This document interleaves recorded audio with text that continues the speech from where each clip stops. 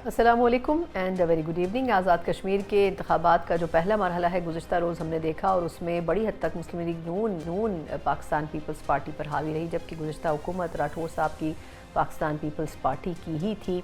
लेकिन पहले मरहले में जिस तरह सिक्योरिटी के हवाले से मसाइल सामने आए और फिर कुछ वहाँ पर जो फायरिंग वगैरह के भी वाक़यात हुए, उसमें एक कारकुन की जान भी गई जो कि पाकिस्तान पीपल्स पार्टी से ताल्लुक़ रखता था। उसके हवाले से आज बड़ी डिटेल में राना सनाउल्लाह साहब और अमीर मुकाम साहब की एक तफसीली प्रेस कॉन्फ्रेंस भी हुई और इसके बाद भी कुछ ऐसी डेवलपमेंट सामने आई जिससे ऐसा महसूस होता है कि सियासी तौर पर पाकिस्तान पीपल्स पार्टी इस पूरे प्रोसेस से, जो कि इंतखाबी प्रोसेस है, उससे मुतमईन नज़र नहीं आती है।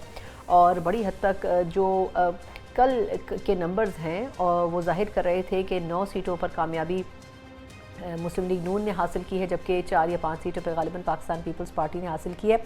इसमें देखा जाए तो बड़ी हद तक मुस्लिम लीग नून अपनी विक्ट्री को ना सिर्फ क्लेम कर रही है बल्कि पीपल्स पार्टी को भी ये मशवरा दे रही है कि नताइज को कबूल किया जाए। लेकिन ऐसा लगता है कि पाकिस्तान पीपल्स पार्टी की जो रिजर्वेशंस हैं और ख़ुद कुछ हलकों में पीपल्स पार्टी री इलेक्शन की भी डिमांड कर रही है, ये मामला कुछ ज़्यादा शिद्दत भी इख्तियार कर सकता है। इन तमाम चीज़ों पर बात करते हैं और दूसरी तरफ हम ये भी देख रहे हैं कि पाकिस्तान तहरीक इंसाफ भी 5 अगस्त को एक बड़े जलसे की तैयारी कर रही है। 5 अगस्त की वो तारीख़ है जब खान साहब को गिरफ़्तार किया गया था और इस तारीख़ की मुनासबत से पीटीआई एक ऐसी एक्टिविटी भी करना चाहती है जिससे उनकी पूरी जो एक स्ट्रगल है वो रजिस्टर हो सके, किस हद तक अपने कारकुनों को भी पीटीआई निकाल सकेगी। इसी इशू के ऊपर बात करेंगे। बात करने के लिए प्रोग्राम के पहले हिस्से में मेरे साथ मौजूद हैं मुस्लिम लीग नून के सीनियर रहनुमा और वफाकी वज़ीर बराए कश्मीर और गिलगित बल्तिस्तान अमीर मुकाम साहब। अमीर मुकाम साहब, सर आपके वक्त का बहुत शुक्रिया। सर, ये क्या चल रहा है? कल से अब तक पीपल्स पार्टी का इल्ज़ाम है आज़ाद कश्मीर के इलेक्शंस के लिए बड़ी तैयारी की थी दोनों पार्टीज़ ने ही, लेकिन अब ये कहा जा रहा है कि जी वहाँ पर अवामी मैंडेट तब्दील करने की कोशिश कर रही है नून लीग। क्या वजह है इन इल्ज़ामात की आपके ख्याल में? तो ये बिलावल साहब की तकरीर सुना कि अगर अगर कश्मीर बचा रहे तो पीपल पार्टी को वोट दे, अगर कश्मीर नहीं बचा रहे तो मुस्लिम लीग को वोट दे। हाँ। मैंने कहा इतने इतने सीनियर एज के लिहाज से जो भी हो, मगर पार्टी के लिहाज से, ओहदे के लिहाज से इतना बड़ा लीडर बड़े पार्टी को लीड कर रहा है, मुझे समझ ही नहीं आ रहा है।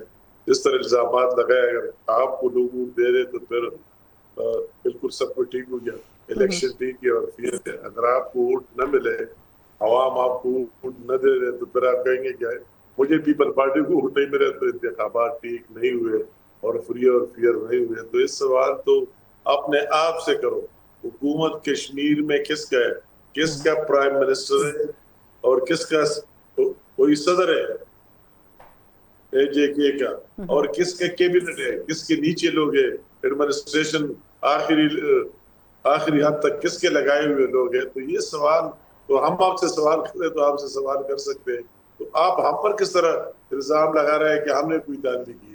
कोई धांधली बताओ कि हमने आपके साथ किस तरह, हमारे साथ कौन से जराए थे, कौन से सोर्सेस थे, और वही इन्फ्लुएंस हुए, अपना जगह क्या, अपना जगह क्या।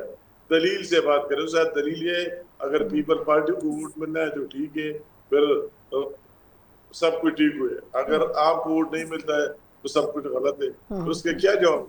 ये तो एक अजीब सवाल किया है, मुझे मुझे अभी तक समझ ही नहीं आ रहा है। अच्छा, लेकिन सर दिलचस्प बात यह है कि जो सारा शोरगुल है वो सारा इसी कॉन्टेक्स्ट में ही है। लेकिन अब ये सवाल भी बनता है, आपने और राना सनाउल्लाह साहब ने कल भी इस पे जो है प्रेस टॉक आप लोगों ने भी किया आज दिन में, लेकिन जो वहाँ इंसिडेंट्स हुए हैं वो कैसे वहाँ की हुकूमत कंट्रोल नहीं कर सकी? आपने जैसे दुरुस्त फरमाया कि पीपल्स पार्टी की हुकूमत ही है वहाँ पर, लेकिन वो इंसिडेंट्स आखिर पेश क्यों आए जिसमें एक कारकुन की भी फायरिंग से जान चली गई?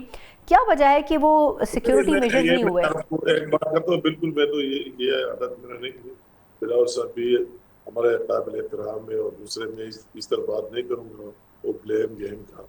इसी हल्के की जो एक इंसिडेंट का हवाला दे रहा है, नकियाल का हल्का, उस नकियाल के हल्के में दो फरीके या एक खानदान के दो फरीके, उनके आपस में एक दूसरे के साथ लगते नहीं। उम्मीदवार का भी इसमें कोई सवाल नहीं है और पार्टी का भी नहीं है। हम उस दिन गए, आज से 4 दिन पहले, वही हमारा एक लीडर था और बहुत मशहूर बना था। मैं पहले से भी इसको जानता था, नकियाल में 2-3 दफा पहले भी गया हूँ, और उसका नाम था मलक आशिम। वही मुस्लिम लीग वालों ने एक रैली निकाली और और दूसरे सारे पीपल पार्टी वालों ने फायरिंग की। उसमें वो शहीद हो गया, हम उसकी दुआ के लिए भी गए 4 दिन पहले। तो ये बात जो इंसिडेंट्स की बात कर रहे हैं कोई पोलिंग स्टेशन में, तो उसकी हिस्ट्री ये है कि एक ही फैमिली में इसमें आधे हमारे साथ है, आधे उनके साथ है, उनकी आपस में नहीं बनती, तो उसमें फायरिंग हुई, एक बंदा उसमें वफात पा गया, मर गया, और अब हमारे पार्टी की भी जख्मी हुई जो अब भी अस्पताल में है। तो उसको ये रंग देना कि ये हो गया वो हो गया, ये हमारे बिल्कुल सोच से बालातर है, उसको ये रंग देना। अगर हम ये सब हम करें कि वही तो आपकी गवर्नमेंट है, तो फिर क्या इस तरह हुआ।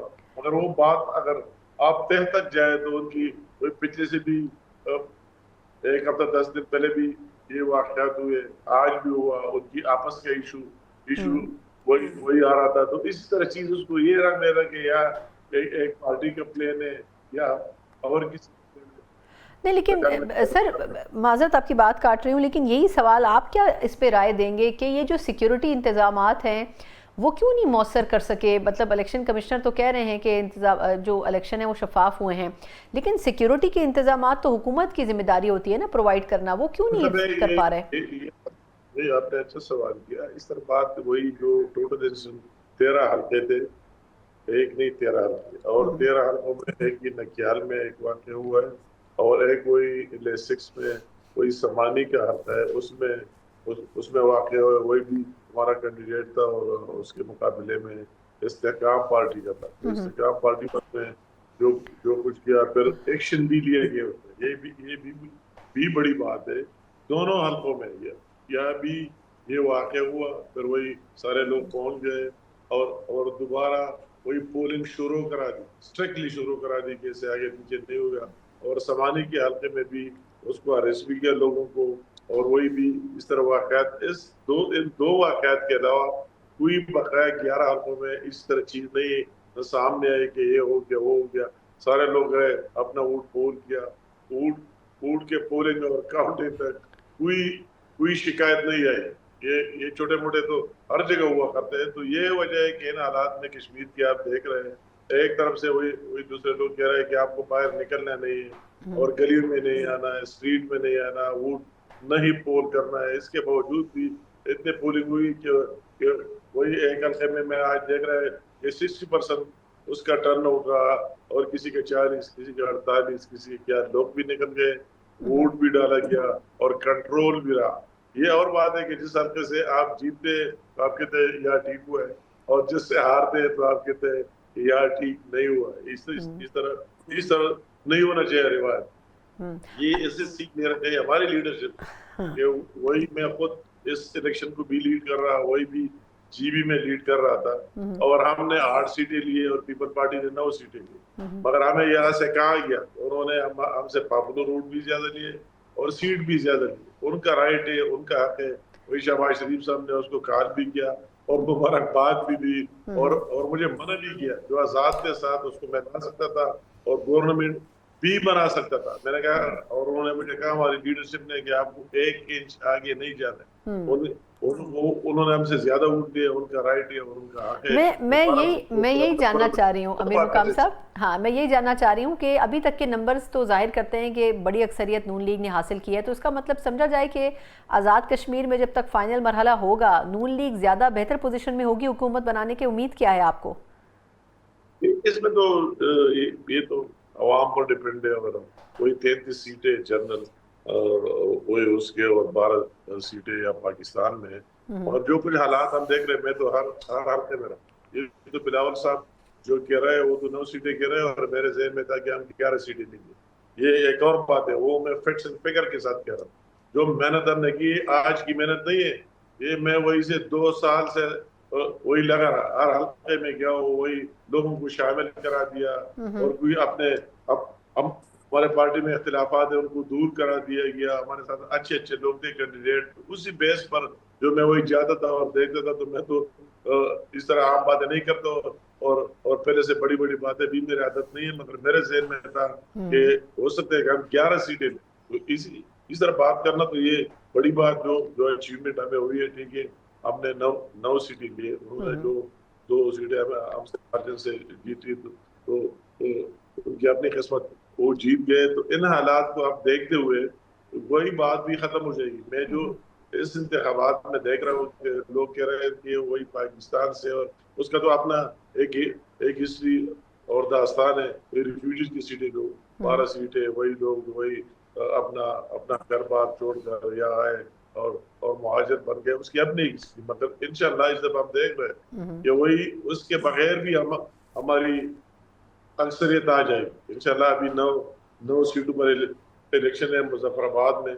वही जो हमने मेहनत की है, हम उसको देख रहे हैं। आने का हल्के का हर उम्मीदवार का उसके वर्क का पता है, मगर बिलावल साहब एक साइड से अपने एंगल से देख रहे हैं और हम तो हर एंगल से देख रहे हैं। लोगों से पूछ भी रहे हैं, बात भी कर रहे हैं। उसके सामने जो लोग आ जाए तो वही चमचगिरी, जो जो लोग वही लीडर साहब के पास जाते हैं, हर पार्टी के लीडर के, तो वो उसको कहते हैं कि सब कुछ ठीक है, सब कुछ हम जीत रहे हैं, ये वो है। तो इस तरह सच बात नहीं है।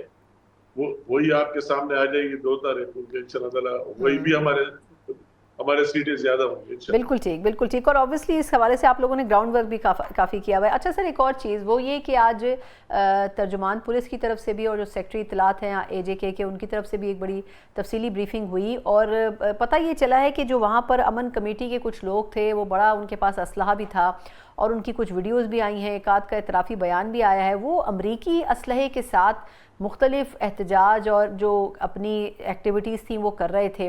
अब इसमें विफाक क्या करेगा? मतलब ये तो अब चीज़ खुलकर सामने आ गई है कि जो शुरू में कुछ शहरी बुनियादों के ऊपर जो मुतालबात थे उनको मद्देनज़र रखकर जो एक कमेटी बनाई गई, उसके अज़ाइम तो आगे चलकर उसको हाईजैक कर लिया गया। तो अब तो इसके एविडेंसेस भी सामने आ रहे हैं कि किस तरह उनके पास अमरीकी असलहा भी मौजूद है जो वो इस्तेमाल कर रहे हैं। अब इसमें क्या गवर्नमेंट स्टांस अपना अख्तियार करेगी और कार्रवाई करेगी? इम्प्लीमेंटेशन कमेटी बनाई गई है और हमारे साथ मुआविज और पीपल पार्टी की लीडरशिप भी थी और हम भी थे, और साइन किया के साथ 38 डिमांड थे उसकी इम्प्लीमेंटेशन के लिए। फिर कमेटी बनाई गई और उसको मैं लीड करता था। उसमें JK गवर्नमेंट के वही वज़रा भी थे, पहले राठौर साहब भी हमारे साथ थे और हमारे साथ यहाँ फिटर से मैं और डॉक्टर तारिक साहब और दूसरे लोग और JK के लोग भी साथ लगे। हमने उस पर दिन रात काम किया, मेहनत की। जो चीजें ड्राइवर थे उसको इम्प्लीमेंट कराने की वही भरपूर कोशिश की और मैक्सिमम की इम्प्लीमेंट भी हो गई। आखिर में उनका एक नया डिमांड जो मैं वो डेट भी है और वो मैंने मीडिया के सामने भी रखी कि 10 मई को मेरा उनके साथ मीटिंग हुई मुजफ्फराबाद में। तो वही एक्शन कमेटी वालों ने पहले जबानी बात की और फिर मुझे लिखकर बाई नेम लेटर दिया, सबने साइन कर दिया कि हमारे सिर्फ ये 38 डिमांड नहीं है, हमारे 8 डिमांड्स और भी। और डिमांड में क्या था कि इंतखाबात नहीं होंगे, बिल्कुल इसको यहाँ से हटाए, आगे लेके जाए, डिलिमिटेशन हो जाए, हल्की इस तरह हो जाए, उस तरह हो जाए। और असल बात जो उसमें डेंजरस बात की 4 नंबर शर्त पर 8 में से ये वही जो हल्फ लेता है, ओथ लेता है, वही का मिले जो मेंबर हल्फ लेते हैं उसमें ये लिखे हुए है कि मैं पाकिस्तान का वफादार रहूंगा।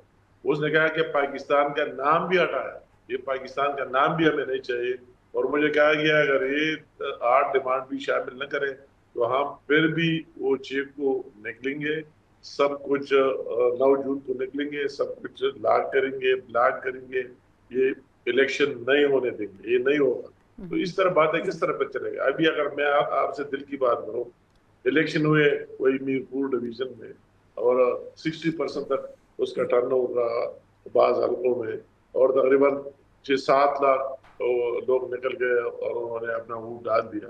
तो वही 2-3 हजार लोग इसी टाइप के होंगे। तो वो 2-3 हजार लोग चाहते हैं कि हम ये जो 7-8 लाख है उसके ऊपर रहे और उनको मौका न दे दे, मगर हम जो कहते हैं वही करें। तो फिर क्या चले? और फिर जो आपने बात की इंसिडेंट यहाँ तक वाकयात आ जाए, तो ये भी किसी पार्टी का नहीं है। बिलावल साहब जो वही बात करते हैं, ये जॉइंटली जो भी बात हुई है, जो भी कुछ हो रहा है, उसकी अपनी एक गवर्नमेंट, हमारी पार्टी भी, वही फेडरल गवर्नमेंट, इदारे सारे जो भी लोग हैं वही पाकिस्तान की इंटरेस्ट को और कश्मीर की इंटरेस्ट को देखकर मफाद में उन्होंने फैसले किए। तो उसके बिलावल साहब का अपना एक स्टार्ट शुरू किया है। अब उसकी समझ ही नहीं आ रहा है जो बातें करते हैं। इसमें किसी का जाति कोई इशू नहीं है, मगर कोई स्टेट का इशू है, जगह का इशू है, उसी पर बात कर लेनी चाहिए और उसको आगे उस पर हमारी, मैं तो ये गुजारिश करना चाहता हूँ कि कश्मीर पर हमें सियासत नहीं कर लेनी चाहिए। कश्मीर की इशू पर हमें अपना पॉलिटिक्स एक साइड पर रखना चाहिए और स्टेट और कश्मीर को सामने रखकर उसको इसके लिए इस्तेमाल नहीं कर लेना चाहिए कि मुझे ऊँटे कम मिलते हैं, ज्यादा मिलते हैं। सबसे पहले ये स्टेट है, उसकी दिफा, उसकी बात, इसके बाद हमारी अपनी अपनी पार्टियां हैं, अपना अपना अपना प्रोग्राम है, हम आगे रखेंगे। बिलावल साहब की ये भी मेरे, फिर मैं कहूँगा बहुत अच्छा रिश्ता है मेरा उसके साथ, मगर ये बात करना है कि वो कहते हैं अगर पीपल पार्टी को वोट दे दिए तो फिर ठीक है, ये ये ये कश्मीर बचेगा। अगर सही। पीपल पार्टी को दे दिए, मुस्लिम लीग नून को दे, फिर नहीं बचेगा। ठीक। तो ये सवाल फिर उससे बनता है कि क्यों दे रहे पीपल पार्टी को। लोग देख रहे हैं कि हमने माजी में भी दिए, आज भी आपकी गवर्नमेंट है, माजी में भी दिए, आपकी सिंध में गवर्नमेंट है, आपकी पाकिस्तान में गवर्नमेंट रही, तो ये सारे लोगों ने वो देख लिया, वो शादा और दूध की नहरें देख ली है। उसको इस तरह बात लोगों को मजबूर कराना कि सिर्फ मैं ऑप्शन हूँ और वही पीपल पार्टी ऑप्शन है, तो ये लोगों की उसकी राय तो हो सकती है। अवाम की राय ये है कि अगर माजी में हमने देख लिया है तो माजी में हमें क्या मिला है और अब आप हमें क्या दे सकते हैं। अगर नून का वो देखते हैं तो नून का भी वही कहते हैं, अगर नवाज शरीफ साहब के दौर आया, उसके जेके में हुकूमत रही, सेंटर में रही, उसने क्या दिया, अभी उसके हमसाय में वो मरियम बीबी का है, वो उसको भी देख रहे हैं, पंजाब को भी देख रहे हैं। तो लोगों की ये होप उम्मीद जरूर है कि वो वही जो उन्होंने माजी में किया है आप भी कर रहे हैं, हमें वही मिल सकता है। तो ये तो उसका अपना ख्याल है जो भी बात करते हैं, मगर इसके रुतबे के लीडर को इस तरह बात नहीं कर लेनी चाहिए। बिल्कुल, और मरियम साहिबा ने भी सर यही फरमाया कि वोट से ही अवाम फैसला करेंगे, आपके कहने से कुछ नहीं होता। Thank you so much for your time. अमीर मुकाम साहब हमारे साथ मौजूद थे, वफाकी वजीर बराए कश्मीर और गिलगित बल्तिस्तान, और बड़ा एफर्ट्स इन्होंने किए हैं ना सिर्फ जीबी के इलेक्शन में बल्कि एजेके के इलेक्शन की तैयारी के हवाले से, और उसका आहिस्ता आहिस्ता अब नतीजा भी नज़र आ रहा है कि किस तरीके से नून लीग यहाँ पर एक बड़ी स्ट्रेंथ पाने में कामयाब हो रही है। लेकिन पीपल्स पार्टी के लिए ये बात किसी भी तौर जो है वो डाइजेस्टेबल नहीं है। एक मुख्तसर वक्फे के बाद जहां हमने हुकूमत और उसकी इत्तेहादी जमात का जिक्र किया है, कुछ अपोजिशन के 5 अगस्त के जलसे और एहतजाज के बारे में भी बात करेंगे। हमारे साथ रहिएगा।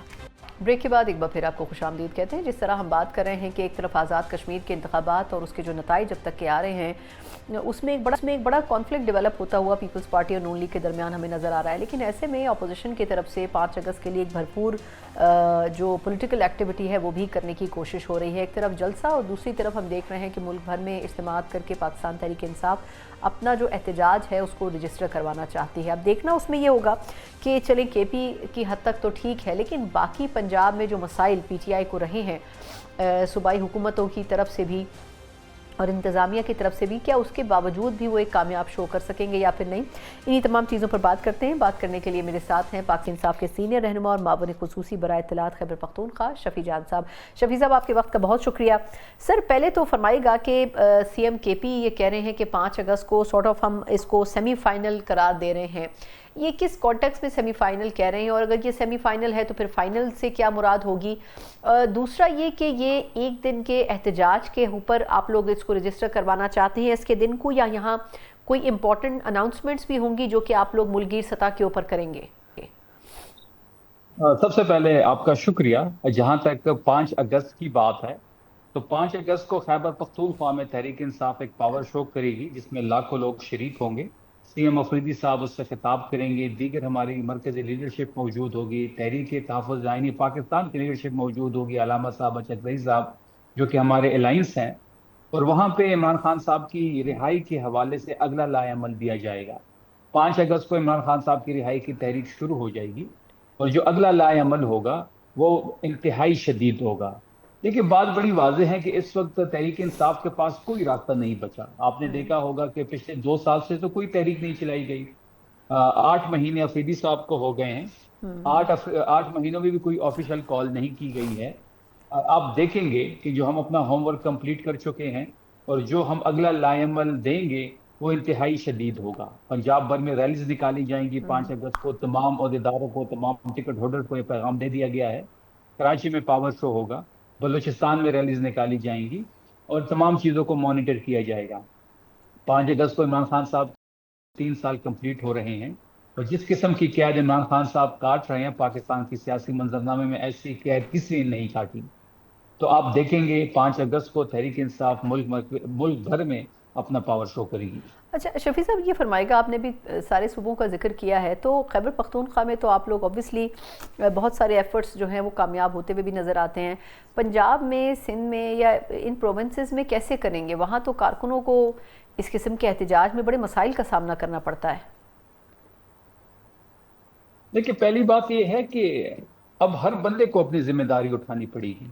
आप तमाम तर चीजें तो खैबर पख्तूनख्वा पे नहीं डाल सकते। हाँ। बिल्कुल खैबर पख्तूनख्वा में हुकूमत है, खैबर पख्तूनख्वा ये बोझ भी उठाएगी, बल्कि बाकी सूबों से ज्यादा उठाएगी, लेकिन तमाम सूबों को अपना रोल प्ले करना पड़ेगा। तमाम टिकट होल्डर्स को, तमाम तंजीमी अहदेदारान को ये रोल प्ले करना पड़ेगा। खैबर पख्तूनख्वा की हद तक तो आपने पहले भी देखा होगा, आप अभी भी देखेंगे कि जहां फौजी साहब खड़े होते हैं वहां पे जगह कम पड़ जाती है। लेकिन दीगर सूबों में भी अभी ये बयानी का बोझ और तहरीक का बोझ उठाना पड़ेगा। रैलीज होनी चाहिए, हर शहर में रैली होगी इंशाल्लाह, और इन चीज़ों को मॉनिटर भी किया जाएगा। अगर कोई तंजीमी अहदेदार इस चीज़ में इंटरेस्टेड नहीं है तो फिर उनको अपनी जगह छोड़कर किसी और को मौका देना चाहिए। तहरीक इंसाफ पाकिस्तान की सबसे बड़ी सियासी पार्टी है। सियासी पार्टी बड़ी होने की वजह से यहाँ लोग ओहदों के लिए लाइन पे खड़े हैं। तो आप देखेंगे कि 5 अगस्त को खैबर पख्तूनख्वा में लाखों का मजमा होगा, पंजाब भर में रैलीज होंगी, बलूचिस्तान में रैलीज होंगी और कराची अच्छा का शफी साहब, माजरत आपकी बात काट रही हूँ, लेकिन अब अगर पंजाब की बात करें तो ऑब्वियसली पीटीआई की वहाँ भी बड़ी स्ट्रेंथ रही है। अब उसमें आप क्या समझते हैं कि सलमान अकरम राजा साहब या दीगर शख्सियात जो कि पंजाब से जिन्होंने इलेक्शन भी कंटेस्ट किया, वो क्या कारकुनों को बाहर निकाल सकेंगे? क्योंकि जो एक्चुअली पॉलिटिकल जो सही वहाँ पर टीयर की लीडरशिप थी, जैसे आलिया हमजा वगैरह, ये लोग तो ऑब्वियसली जेल में हैं। तो आपको लगता है कि पॉलिटिकली कारकुनों को मुतहरिक करने के लिए जो क़यादत इस वक्त बाहर है वो काफ़ी होगी पंजाब में? देखिए, सलमान अकरम राजा साहब से तो मेरी मुलाकातें भी होती रहती हैं, फ़ोन पे भी रब्ता रहता है। वो जिस किस्म के इस वक्त तहरीक इंसाफ के लिए काम कर रहे हैं, मैंने बड़े कम लोग देखे हैं कि उस डेडिकेशन के साथ कोई काम कर रहा हो। वो बेचारे हर जगह पे मौजूद होते हैं, वो 100% दे रहे हैं। कोई भी रैली हो, कोई भी एहतजाज हो, वो पंजाब में अब आपको नजर आएंगे। उनकी गिरफ्तारी भी हो जाती है, लेकिन वो आपको मैदान पे नजर आते हैं। अब ये क्रेडिट उनको आपको देना पड़ेगा। इसी तरह तमाम पंजाब की लीडरशिप को ये बोझ उठाना पड़ेगा। अब ये तो बेहतर तरीके से हमारी जो पंजाब की लीडरशिप है वो ही बेहतर बता पाएगी, लेकिन जो ओवरऑल जो एक मैसेज दिया गया है, जो अहदेदारों को बताया गया है, जो टिकट होल्डर्स को बताया गया है कि आपने वहां पे हर शहर में रैलीज निकालनी है और इमरान खान साहब के बयानी का बोझ उठाना है, और इन चीज़ों को मॉनिटर भी इस बार किया जाएगा। अच्छा, ये फरमाएगा कि आपके ख्याल में अनाउंसमेंट क्या कोई हो सकती है पीटीआई की तरफ से? आप कह तो रहे हैं आगे की एक टाइम फ्रेम रखी गई है, लेकिन क्या वो लाहेअमल आप लोग इस 5 अगस्त के दिन ही अपने जलसे में अनाउंस करेंगे? जी बिल्कुल, अगला लाहेअमल की अनाउंसमेंट होगी। अगला लाहेअमल बड़ा क्लियर है, बड़े क्लियर डायरेक्शन उसके बारे में दिए जाएंगे। सीएम आफरीदी साहब खिताब करेंगे। सीएम आफरीदी साहब जिस इश्क इमरान की बात करते थे, वो टाइम आप पहुंचा है और आप 5 अगस्त में इश्क इमरान के मुतालिक ही अगला लाएअमल देखेंगे। सही।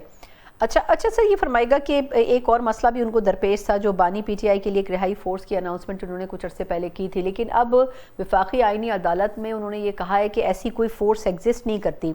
ये आप थोड़ा सा बताएंगे कि ये क्यों, ये चेंज ऑफ प्लान क्यों हुआ, या क्या इसकी हिकमत अमली रखी गई थी जो शायद हमें नहीं समझ आई, या कोर्ट को जिसको क्लैरिफाई किया गया है? देखिए, उस टाइम भी फोर्स के लफ्ज पे तहफ़्फ़ुज़ात थे, पार्टी के अंदर भी और पार्टी के बाहर भी। फिर उस लफ्ज को जो है वो हटा दिया गया था और इमरान खान पुरअमन तहरीक इसका नाम रख दिया गया था। फिर आपने ये भी देखा होगा कि जो रजिस्ट्रेशन थी वो ऑलमोस्ट इस वक्त कंप्लीट हो चुकी है। हर हल्के में कैंप्स लगाए गए, खैबर पख्तूनख्वा में हज़ारों लोग रजिस्टर हुए। जो हमारा टारगेट था वो तकरीबन पूरा हो चुका है। उस डेटा को कंप्यूटराइज किया जा रहा है। अब इस हवाले से तारीख का लगना और इस मोड पे लगना कि जहाँ पे 5 अगस्त की अनाउंसमेंट हो चुकी है, ये हम पहले से इसको एक्सपेक्ट कर रहे थे कि इस किस्म के केसेस को दोबारा लगाया जाएगा, इस किस्म के किया जाएगा। आफरीदी साहब को प्रेशर में लाने की कोशिश की जाएगी, लेकिन सीएम आफरीदी साहब इस किस्म के हथकंडों से ना डरने वाले हैं और ना झुकने वाले हैं। इसके अलावा दीगर केसेस भी उनके लग गए हैं। रेडियो पाकिस्तान का केस भी लगा दिया गया है। ये केस भी लगा दिया गया है। जितने भी केसेस थे जो कुछ खत्म भी हुए थे उनको दोबारा जिंदा करने की कोशिश हो रही है। लेकिन 5 अगस्त को जलसा होगा, भरपूर होगा, लाखों लोग होंगे और अगला लाएमल भी शदीद होगा। अच्छा, ये फरमाएगा सर कि आपके ख्याल में इस वक्त पीटीआई और जेयूआईफे के दरमियान भी पिछले वीकेंड मुज़ाकरात की बड़ी खबरें चलती रहीं, क्या ये अगले इंतखाबात की तैयारी के लिए हैं या आप समझते हैं कि आगे कोई लाहेअमल आप लोग देते हैं तो उसमें भी जेयूआईफे ऑन बोर्ड हो सकती है? देखिए, इस वक्त जो भी सियासी कुव्वत इस मौजूदा हुकूमत के खिलाफ होगी, हम उनसे बात करेंगे, हम उनके पास भी जाएंगे, हम अलायंस बनाने की कोशिश भी कर रहे हैं।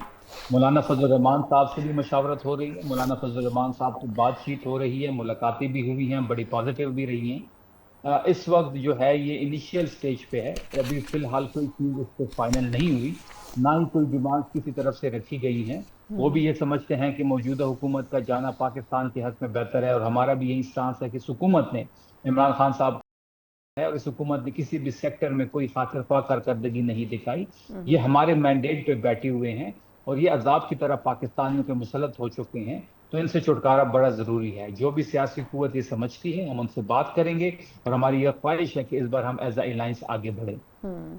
अच्छा सर, आपके ख्याल में इस वक्त की जो सिचुएशन है इसमें एजेके के इंतखाबात भी हो रहे हैं, पहला मरहला हुआ, वैसे तो आप केपी से बिलोंग करते हैं लेकिन आप ऑब्वियसली चीज़ों को तो देख रहे हैं। पीटीआई ने इसमें बाइकआउट किया था, और आप क्या समझते हैं कि जो कुछ अभी पीपल्स पार्टी और नून लीग के दरमियान हो रहा है वो सिर्फ बयानबाजी है या वाकई वहाँ पर इलेक्शन में कुछ मसाइल भी पेश आए हैं गुज़िश्ता रोज़ जो पहला मरहला था इलेक्शंस का? देखिए, पहली बात ये है कि जहां तक कश्मीर इलेक्शन में तहरीक इंसाफ का एक बाईकाट का जो फैसला था वो दुरुस्त साबित हुआ। आपने वहां पे टर्न आउट देख लिया होगा कि उन हलकों में जहां इमरान खान साहब की जब हुकूमत थी, कश्मीर का इलेक्शन था, तो 60 से 65% टर्न आउट था, वहां पे 10% भी नहीं था। तो कश्मीरी अवाम तो इस वक्त एहतजाज कर रहे हैं, वो सड़कों पर हैं, अपने हुकूक की जंग लड़ रहे हैं। और इन सिचुएशन में इलेक्शन का इनेकाद, हमने पहले भी रिजर्वेशन थी और हमने बाईकआउट भी इसलिए किया था, और हमारा बाईकआउट जो था वो सही साबित हुआ। वहां पे दोनों पार्टियां इस वक्त नूरा कुश्ती कर रही हैं। ये वही पार्टियां हैं कि ये जीबी के इलेक्शन में भी ये इनका यही हाल था। फिर आपने देखा होगा कि पीपल्स पार्टी ने नून पे इल्जाम लगाया कि उन्होंने धांधली की जीबी के इलेक्शन में, और बजट के इजलास में 30 मिनट के लिए, सिर्फ 30 मिनट के लिए बिलावल साहब नाराज भी हुए, फिर एक फोन कॉल पे वो राजी हो गए और जीबी की हुकूमत उनको सुपुर्द कर दी गई, फिर बजट में उन्होंने वोट दिया। कश्मीर के इलेक्शन में भी ये इस तरह की नूरिया किश्ती करेंगे, और इलेक्शन जैसे ही खत्म होगा तो ये दोनों जमातें एक हो जाएंगी। क्योंकि ये इसलिए दोनों जमातें इस हुकूमत का हिस्सा हैं, ये खुद को हुकूमत का हिस्सा तो पीपल्स पार्टी नहीं कहती, लेकिन आई भी ओहदे आपके पास है, आपके वोट से हुकूमत कायम है, आप इसको सपोर्ट दे रहे हैं, बजट पास करवा रहे हैं, तो ये आपकी ही हुकूमत है। ये दोनों अपने केसेस को खत्म करने और अपने अकाउंट्स भरने आए हैं। इनके हाँ कोई पाकिस्तान की तरक्की का एजेंडा नहीं है, ये सिर्फ और सिर्फ अपनी जात के लिए पॉलिटिक्स कर रहे हैं। बहुत बहुत शुक्रिया सर, आपके वक्त के लिए हमारे साथ मौजूद थे शफीक, जो कि मावनी खुसूसी बराए इत्तलात हैं खैबर पख्तूनख्वा, और एक तरफ पाकिस्तान तहरीक इंसाफ ने आज़ाद कश्मीर के इंतखाबात का बाइकआउट किया है, लेकिन दूसरी तरफ 5 अगस्त से ऑनवर्ड वो एक भरपूर मुहिम शुरू करने की ख्वाहिश रखते हैं। अब देखना होगा आया कि किस हद तक स्ट्रेंथ वाइज पाकिस्तान तहरीक इंसाफ कामयाबी के साथ 5 अगस्त का जलसा कर पाती है। एक मुख्तसर वक्फे के बाद हम बात करने जा रहे हैं दिफाई लिहाज से, जहाँ पाकिस्तान को अंदरूनी चैलेंजेस दरपेश है, वहीं अमेरिका और ईरान का जो कॉन्फ्लिक्ट है उसकी मीडिएशन के बावजूद भी कोई बहुत ही उम्मीद अफजा नताइज सामने नहीं आ रहे हैं। इसके ऊपर बात करते हैं ब्रेक के बाद। Welcome back. जहां एक तरफ मुल्की सियासत की तब्दीलियां असरअंदाज होती हैं हुकूमत के ऊपर, वहीं हमारी हुकूमत बड़ी खामोशी के साथ हम देख रहे हैं पिछले काफ़ी तवील अरसे से सिफारतकारी मीडिएशन का किरदार अदा कर रही है ईरान और अमेरिका के कॉन्फ्लिक्ट में। लेकिन अब पिछले कुछ 2-3 दिन से ऐसा लगता था कि ईरान और अमेरिका बातचीत के लिए, मुज़ाकरात के लिए वाकई बैठ सकते हैं, लेकिन ख़बरें ये आ रही हैं कि जो मुज़ाकरात की अमरीकी तजावीज़ हैं उसको भी एक मरतबा फिर ईरान के सालिसों की तरफ से ये बताया गया है कि मुस्तरद कर दिया गया है। बहुत ही एक मुश्किल फ़ेज़ है ईरान और अमेरिका जैसी क़ुव्वतों को इस बात के ऊपर कायल करना कि वो मुज़ाकरात की मेज़ पर आएँ, जबकि दोनों ही जानिब से बहुत ही सख्त किस्म के जो बयानात हैं वो दिए जा रहे हैं। फिर एक अहम डेवलपमेंट जो इसमें रही वो ये भी है कि इस दौरान हम देख रहे हैं फील्ड मार्शल आसिम मुनीर साहब जो हैं उन्होंने अमेरिका के कुछ कांग्रेस अरकान से मुलाकात भी की है, और अगर देखा जाए तो यकीनन एक तरीक़े से ऐसा लगता है कि अमेरिका में एक परसेप्शन ऐसा है जो कि वहाँ की जो नुमाइंदगान हैं उनके अंदर मौजूद है, और एक परसेप्शन जो है वो अमेरिकी सदर ट्रंप का है, जिसकी बिना के ऊपर फैसले किए जा रहे हैं। यकीनन उन तमाम चीज़ों का एक पेज के ऊपर होना भी बड़ा ज़रूरी है। इसी के ऊपर ज़रा तफसीली बात करते हैं। बात करने के लिए मेरे साथ हैं सिलाई तजियाकार air marshal retired Saeed Mohammad Khan साहब। सईद साहब, बहुत शुक्रिया आपके वक्त का। सर, पहले तो मैं जानना चाहूँगी कि ये जो ख़बरें आ रही हैं ईरान और अमेरिका के हवाले से कि मुज़ाकरात के हवाले से जो कुछ शराइत हैं, कुछ पॉइंट्स हैं, सालिसों के ज़रिए जो एक्सचेंज हुए हैं, उसको भी ईरान ने रद्द कर दिया है। क्या हम फिर उसी एक्सरसाइज में चले गए हैं जो अभी कुछ हफ्तों पहले हुई थी, और उसमें पॉइंट्स एक्सचेंज होते रहे थे और उसमें बड़ा तवील एक वक्त लगा था? आपको क्या लगता है कि अभी फिर हम उसी प्रोसेस से गुजरते हुए देखेंगे इन दोनों ममालिक को? बिस्मिल्लाहिर्रहमानिर्रहीम। सना साहिबा, पहले तो आपका शुक्रिया कि आपने आज दोबारा अपने प्रोग्राम में इनवाइट किया। मेरे ख्याल में इस तरह की जो खबरें आ रही हैं, इवन अगर हकीकत पर भी मबनी है, तो हमें ज्यादा अपॉइंट नहीं होना चाहिए। क्योंकि देखिए, एटलीस्ट 4-5 दिन पहले तो ये लोग एक दूसरे से बात भी करने को तैयार नहीं थे, ठीक है ना। सो एटलीस्ट अब सालिसों को बीच में ले आया गया है और एटलीस्ट किसी किस्म के मैसेजेस एक दूसरे को पास हो रहे हैं। सो ये एक बहुत पॉजिटिव डेवलपमेंट है। डेफिनेटली नेगोशिएटिंग टेबल पर पहुंचने से पहले दोनों पार्टीज जो हैं वो अपनी मैक्सिमलिस्ट पोजीशंस लेंगी, लेकिन ये अब जिस तरह पहले पाकिस्तान और कतर ने मिलके एक बहुत अच्छा मुआहिदा करा दिया था, मेरा ख्याल अब फिर दोबारा मॉडरेटर्स के ऊपर ये होगा कि वो किस तरीके से एक ऐसा नया मुआहिदा करा सके जिससे दोनों पार्टीज जो हैं एक विन विन सिचुएशन में जा सकें। और मेरे ख्याल में अगर आप रिसेंटली देखें, अभी चंद घंटों पहले ओमान की तरफ से एक अनाउंस किया गया है कि उन्होंने ईरान को एक प्रपोजल भेजा है कि स्ट्रेट ऑफ हॉर्मुज को किस तरह मैनेज किया जाएगा फ्यूचर में। तो अगर आप ये देखिए, बहुत पॉजिटिव डेवलपमेंट है। और ये एक्चुअली जो इस्लामाबाद MOU है उसकी शिक नंबर 5 की इम्प्लीमेंटेशन है। ये जिम्मेदारी इस्लामाबाद MOU में ईरान को दी गई थी, और ईरान का यही बेसिक पॉइंट था कि जी के आप हमें टाइम तो दें कि हम ओमान और जो गल्फ कंट्रीज हैं उनके साथ मिलके स्ट्रेट ऑफ हॉर्मुज के लिए एक रीजनल सोल्यूशन सामने लें। लेकिन उस वक्त अमेरिका ये सोच रहा था कि अगर रीजन ने कोई सोल्यूशन फाइंड कर लिया तो उनकी रेलेवेंस इस जगह जीरो हो जाएगी। सो इस वजह से वो इस तरफ नहीं बढ़ रहे थे। लेकिन अब जब मैं कहूंगा कि failure of the second phase के बाद भी अब अमेरिका सोच रहा है कि I think the best option is to situation को जिस तरह इवॉल्व कर रही है होने दें, और वो जितने बेहतरीन तरीके से इस जगह से निकल सकता है वो निकल जाए। क्योंकि अगर आप देखें कि पिछले 3-4 दिनों में जो खबरें आई हैं वो ये आई हैं कि अमेरिका ने गल्फ बेसिस से अपनी जितने भी एसेट्स थे उनको निकाल लिया है और उनको इजराइल या इंग्लैंड में शिफ्ट कर दिया।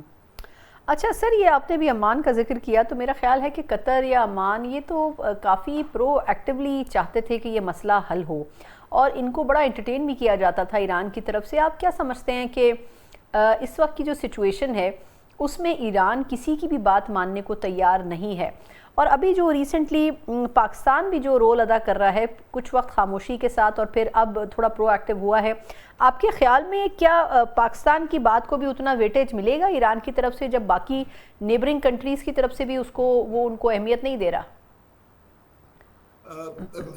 सना साहिबा, मेरे ख्याल में आई थिंक ये परसेप्शन ठीक नहीं है।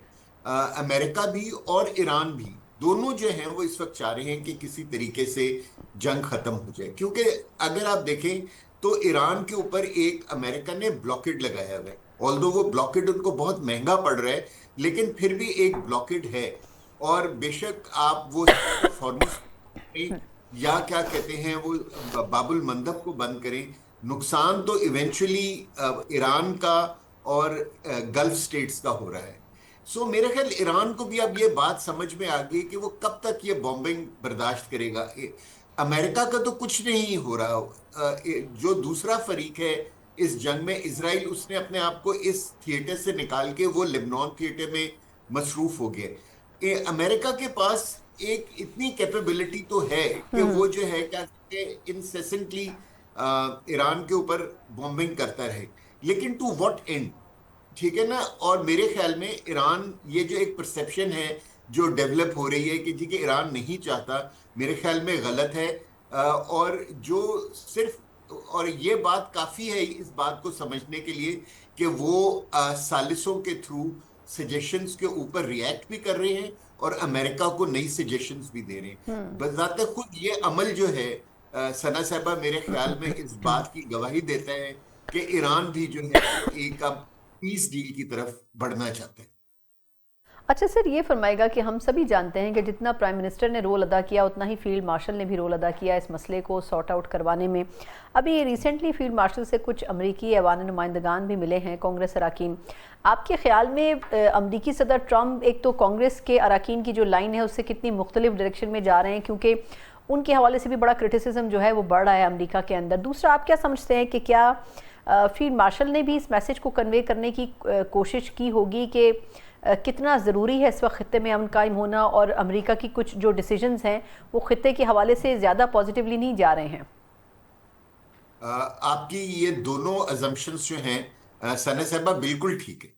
पहली बात तो ये कि आई एम श्योर कि फील्ड मार्शल और प्राइम मिनिस्टर दोनों ने जो अमेरिकन कांग्रेसमैन आए हुए थे उनको ये बताया होगा कि इस वक्त कितनी प्रिकेरियस सिचुएशन है अमेरिका की इस वक्त गल्फ रीजन में। जो पिछले 50-60 साल से उन्होंने इस इलाके के ऊपर जो एक कंट्रोल रखा हुआ था, अब वो कंट्रोल चैलेंज हो गया है।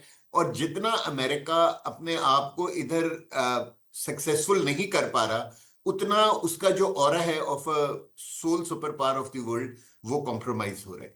दूसरी तरफ प्रेसिडेंट ट्रंप को भी इस चीज का अंदाजा है कि उन्होंने एक ऐसी जंग का हिस्सा बन गए, क्योंकि एक तो ये अमेरिका की जंग थी ही नहीं इन द फर्स्ट प्लेस, ये तो इजराइल की जंग थी।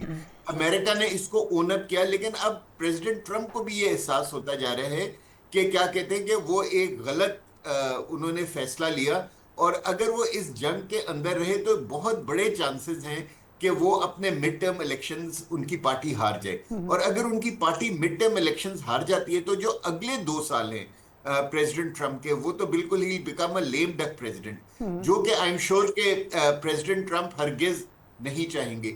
सो मेरे ख्याल में अब जो है ना, लॉजिकली भी इस जंग के अंदर एक पॉज आना चाहिए। ये जंग अभी खत्म नहीं हुई है, बट मेरे ख्याल में अमेरिका और इजराइल ईरान थिएटर से एक स्टेप बैक लेंगे, एक पॉज करेंगे, दोनों अपने इलेक्शंस को लड़ेंगे, और depending on to the results of those elections हम थर्ड फेज ऑफ वॉर भी देख सकते हैं इस इलाके के। सही। अच्छा सर, अब थोड़ा सा मैं पाकिस्तान के पर्सपेक्टिव में जानना चाहूँगी कि पिछले कुछ हम वक्त से देख रहे हैं कि भारत फिर प्रोएक्टिवली जहाँ एक तरफ BLA की खुलकर फैसिलिटेशन कर रहा है, वहीं कुछ इस किस्म का भी जो मवाद है और आज़ादी से मुताल्लिक कुछ इस किस्म के उनके स्टांसेस हैं। अभी कुछ दिनों पहले वज़ीर दिफा ने उनके जो स्टेटमेंट दिया कश्मीर से मुताल्लिक, वो भी बड़ा कंट्रोवर्शियल था। आप कैसे देखते हैं कि इससे कि हमारी जो एक कलेक्टिव कौमी सलामती है इसको किस हद तक नुकसान पहुँच सकता है? और पाकिस्तान ने सिफारती सतह के ऊपर तो रिएक्ट किया है, लेकिन और क्या मेजर्स लेने की ज़रूरत है आपके ख्याल में? देखिए, पाकिस्तान को मेरे नजदीक जो है ना, जो हमने एक डिसीजन तकरीबन 1 साल पहले लिया था कि we have to become hard state, जो है ना, क्या कहते हैं, आप कभी भी एक मिडिल पावर नहीं बन सकते, ना ही आप अपने इलाके के अंदर एक सिक्योरिटी पैराडाइम को मेंटेन कर सकते हैं अगर आप एक सॉफ्ट स्टेट हो। और मेरा ख्याल है कि अफगानिस्तान के सिलसिले में हमने हमेशा अपने आप को एक सॉफ्ट स्टेट रखा, हमने उनकी हर गलती को माफ किया, हमने उनको अपने मुल्क के अंदर जगह दी, हमने उनकी कोई 40 लाख लोगों को यहाँ आप कहें कि शहरियत दी, उनके बच्चे हमारे स्कूलों में पढ़ते रहे, उन्होंने यहाँ प्रॉपर्टीज बनाई, लेकिन इन सब चीजों का सना साहबा पाकिस्तान को कोई फायदा नहीं हुआ। सो मेरे ख्याल में सबसे पहले तो ये जो हमने मार्का हक, और अब ये जो एक हम ऑपरेशन शाबान शुरू हुआ है, अब इसको इनके मंतकी अंजाम तक पहुंचना चाहिए। इंडिया बहुत ज्यादा इन्वेस्टमेंट कर रहा है, और पाकिस्तान को चाहिए कि जो भी तरीका अपनाए, सबसे पहले अपने अंदर एक स्टेबिलिटी पैदा करे थ्रू पॉलिटिकल फोर्सेस। और ये जो मिलिट्री ने जो बॉर्डर्स को सिक्योर करने का ऑपरेशन किया हुआ है, अब इसको मंतकी अंजाम तक पहुंचना चाहिए। और बेशक हमें अफगानिस्तान के अंदर जाके BLA और TTP को तबाह करना पड़े, हमें अपनी ताकत दिखलानी चाहिए, क्योंकि देखिए ये वो लोग हैं जो ताकत की जबान समझते हैं, ये जो प्यार मोहब्बत की जबान जो पाकिस्तान पिछले 5-6 साल से इनके साथ चला रहा था, वो किसी काम नहीं आएगी, ना आई है और ना आगे आएगी। अच्छा, एक लास्ट कमेंट सर, क्विक मुझे चाहिए क्विकली, कि ये जो बलूचिस्तान की सिचुएशन एक दफ़ा फिर बढ़ रही है, इसमें शोरिश और बीएलए के साथ टीटीपी का रोल भी हम देख रहे हैं। आपके ख्याल में ऑपरेशन शाबान तो वहाँ चल रहा है सक्सेसफुली, लेकिन उससे क्या सिर्फ काइनेटिक ऑपरेशन से ही हमें नताइज मिल जाएंगे, या हमने पहले जो एक फ़िलासफ़ी रखी थी कि काइनेटिक ऑपरेशन के साथ बाकी भी बहुत सारी चीज़ें होनी चाहिए, जिस तरह नेशनल एक्शन प्लान में भी जिक्र था बहुत से पॉइंट्स का, वो कितने ज़रूरी हैं आपको लगता है कि जो बिल्कुल उसके साथ साथ बलूचिस्तान में होने चाहिए?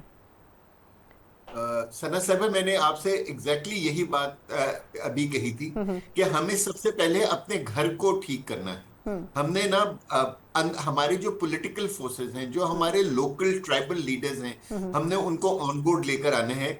ऑल्दो मुझे पता है कि हमारे स्टेट की यही पॉलिसी है, लेकिन हमें ये भी मानना पड़ेगा कि ये वाला पार्ट जो है कुछ इतना सक्सेसफुल नहीं रहा। ये पहली मर्तबा हम ये देख रहे हैं कि पहले ये होता था कि टीटीपी जो है वो केपीके के अंदर अनरेस्ट क्रिएट करती थी और बीएलए जो है वो बलूचिस्तान के अंदर। लेकिन ये पहली मर्तबा हुआ है सना साहिबा कि टीटीपी और बीएलए ने मिलके एक प्रोविंस के अंदर इंस्टेबिलिटी क्रिएट करने की कोशिश कर रहे हैं। और उसकी प्राइमरी वजह ये है कि बीएलए जो है वो बलूचिस्तान में काफी अनपॉपुलर हो रही थी, क्योंकि अगर लोग ये सवाल कर रहे थे कि अगर आप बलूचिस्तान के लिए कुछ यानी कि जद्दोजहद करें तो आप बलोचियों को क्यों मार रहे हैं।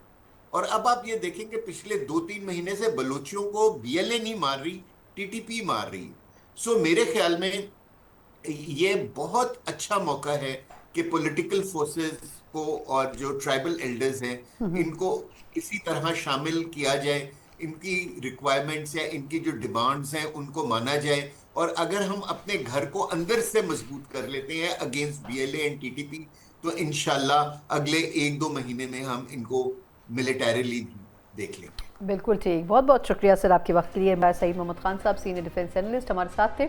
और देखा जाए तो यकीनन हम एक टारगेटेड ऑपरेशन इस वक्त कर रहे हैं, लेकिन माजी में भी इसी तरह के कुछ ऑपरेशंस किए गए, लेकिन जैसे ही ये ऑपरेशंस ख़त्म होते हैं, इन टेररिस्ट ग्रुप्स को दोबारा जैसे ही मौका मिलता है तो ये दोबारा फ्लोरिश करने की कोशिश करते हैं। और ऑब्वियसली फुल फ्लेज ऑपरेशंस के साथ साथ सोसाइटी बिल्डिंग करनी भी बहुत ज़रूरी है, और ये हुकूमतों की जिम्मेदारी होती है जो सूबाई हुकूमतें इन प्रोविंसेस में मौजूद हैं। इसी के साथ ही प्रोग्राम के वक्त ख़त्म होता है। मुझे इजाज़त दीजिए, अल्लाह हाफ़िज़।